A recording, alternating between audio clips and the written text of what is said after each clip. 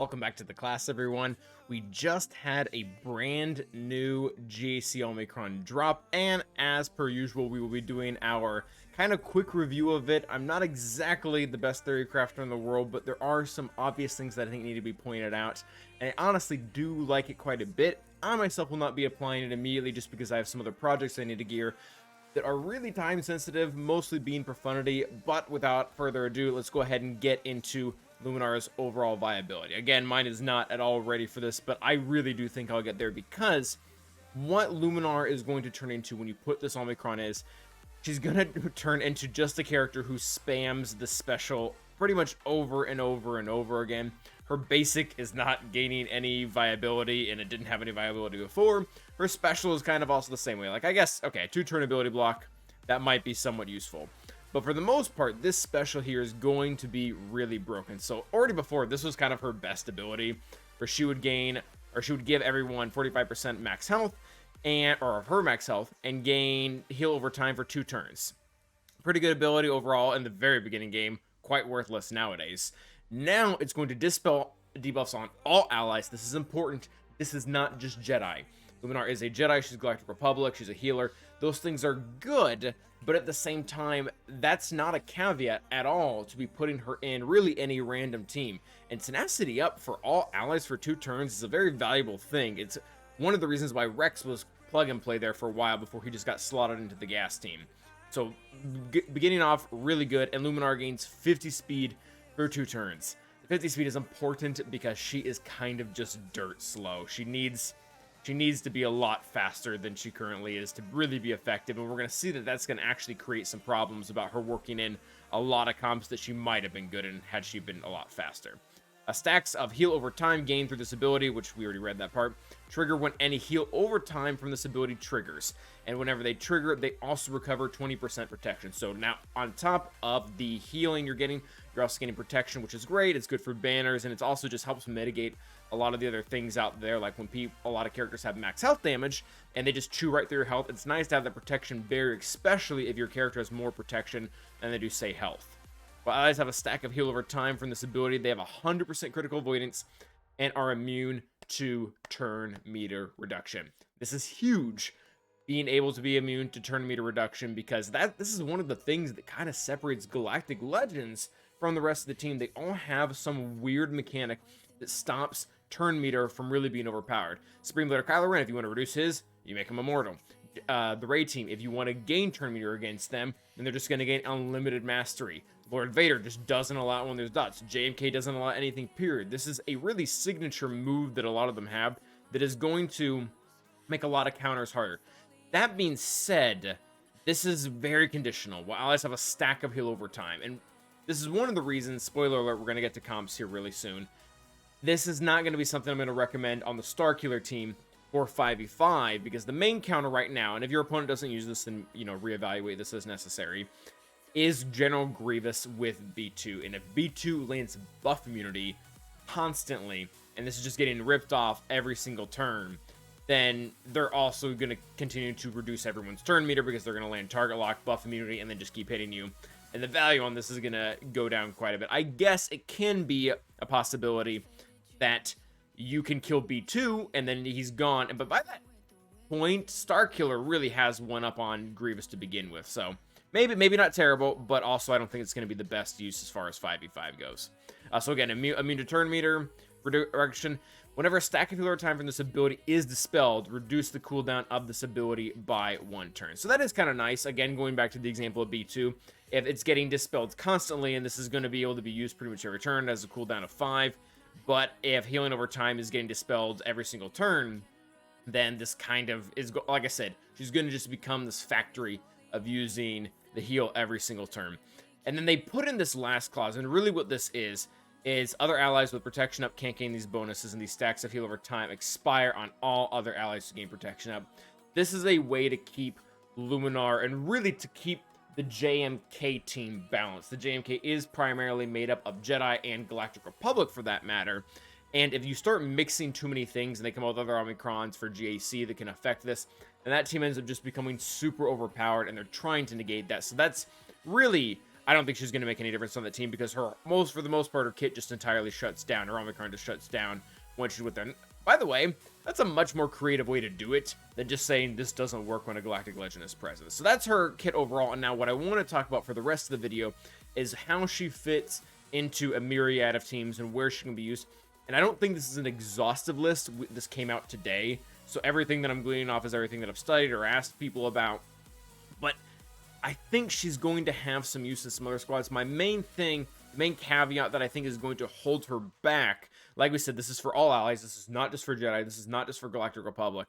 But her base speed being so slow does hurt her viability in a lot of teams. The first thing that actually came to my mind when I saw this was, oh, she can be used with Troopers versus Lord Vader, and she can go and she can cleanse the team beforehand. They'll all get, healing over time or HOTS or whatever they want to call it, and you'll just go and destroy them. But Lumi's base speed is in the dirt. It's not good.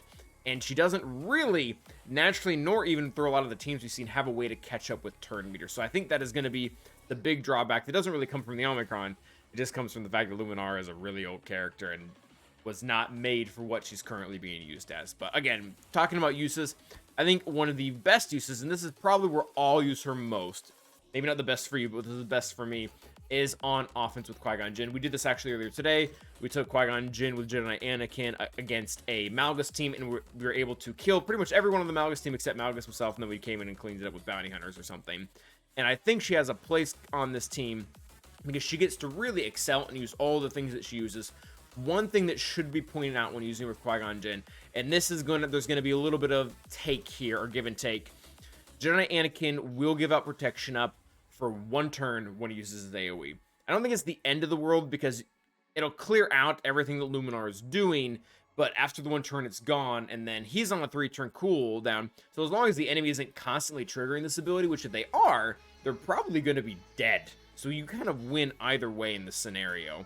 If they keep ripping it off, or if you keep using your AoE, ripping off the healing over time, losing the crit avoidance, losing the turn meter manipulation, or I guess turn meter reduction immunity, then you win either way. You either blow them up, or you have all these other things going for you, including protection, recovery, which Qui-Gon Jinn has always kind of struggled with. Mace added a little bit, but she comes in, adds another layer of that. One of the other things that's kind of nice is the AI has a tendency to really like to beat up on the weakest character, so she functions as a pseudo tank. You really can't bet on that because sometimes the AoE just likes to destroy, or the AI likes to destroy Qui-Gon Jinn. So I think for offense, this exact team is probably viable.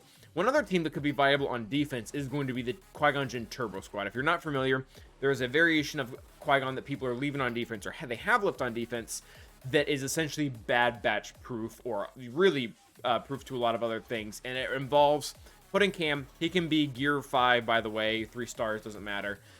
But what we're trying to do here, and this is much more mod intensive, is you put Cam in here, and now the overall team is getting at least 60 speed. So if you mod your Jedi Anakin for 320 speed, I know it's a lot, I don't do it, it's a strategy. Then Jedi Anakin goes at 380, he uses AoE, Ahsoka rips the taunt off of Wrecker, and then you just destroy Echo before he gets a turn. Like, that's essentially the whole idea of this. And if Bad Batch is already counted out as a counter, then they have to get creative with something else. And that's when Luminara kind of comes in and starts crossing out other possible counters that might have been an idea against this. So it's an idea. Again, Luminara doesn't have specific synergy to Jedi or Galactic Republic, but this team does. Jedi Anakin needs the full team to be Galactic Republic for this attack to really do its full amount of damage. And Qui-Gon Jinn has to have everyone be a Jedi for this whole thing to turn on. So again, it's an option for 5v5. Again, I'm probably going to fall more here, or maybe again, some theory crafter is going to come up with something really good in the future that we can use it on. And the last thing I want to talk about is going to actually be 3v3. We talked a little bit about using her in 5v5 with Starkiller. I think that can be okay, but again, I think the ultimate problem is she's going to be really slow. They're either going to get buff immunity or just steamroll the team. She's not going to really catch up, and she's going to be more of a paperweight. And while that's not technically that bad, like the same exact thing would have happened with, say, Juhani or Old Ben or something like that. I don't know if you want to throw in an Omicron just to get Old Ben back, for example, but for 3v3, this team I think is going to be pretty dirty. So it also has like the potential to have 5 Omicrons on one team that's actually functioning together. So little review of Starkiller's kit. He needs to have, in 3v3 to function, either a Jedi, a Sith, a light side underlying force user or a dark side underlying force user all on his team. So if you put in Savage lead here, which is already kind of gross, he gets a ton of turns from the ridiculous amount of turn meter he does. And then you have Starkiller going and assisting every time, all the way up until he gets his not ult, the big ship that comes down and crushes everyone. And now on top of that, if you have Luminara in there, again, this is not specific to Jedi. I've said that 3 times now. You are going to be getting a Dispel for Starkiller now. Savage kind of already had it. And one of the really kind of cool things I like about this is she gives 100% critical avoidance. And what this does is this doesn't screw over Savage, because one of the things that I don't like about putting a dark side underlying force user with Starkiller in any game mode along with Savage is that they keep using specials and they give him crit immunity, and then he can't be crit and he can't dispel stuff, because even when he has the debuff vulnerable, which is a part of his Omicron. But if they give it 100% crit avoidance, Starkiller can sit there pretty not being crit, and because Savage has vulnerable, that'll completely outdo the 100% crit avoidance, and basically you get the best of both worlds in regards to that. And then also not being able to reduce their turn meter. It's very nice if someone tries to take in something. I'm trying to think of an example. The first thing that comes to my mind is like Imperial Troopers, where Stark makes them slower or like pushes back their turn meter, but at the same time, like that's probably not what's going to be happening here. But there are other teams where this can happen, and Savage, to be fair, Savage is also a very new Omicron, especially the 3v3 with Starkiller. But I think it could be a nasty combo. Right now, I'm actually running this team, except for with Visas instead of Luminara, and I think Visas are Luminara with the cleanse, tenacity up, as well as, again, the added bonuses of protection and being immune to crits for Starkiller is going to make the team just a lot harder to kill. So those are my final thoughts on this. Let me know of any other team that has come to your guys' mind that you're thinking about that maybe we can, again, theory craft with, play around with. If there's another option outside of Starkiller and Qui-Gon Jinn, I think there are. Just don't know what they are yet, but time will always tell, as it always does. Thank you guys for watching. As always, remember to like and subscribe and stay awesome.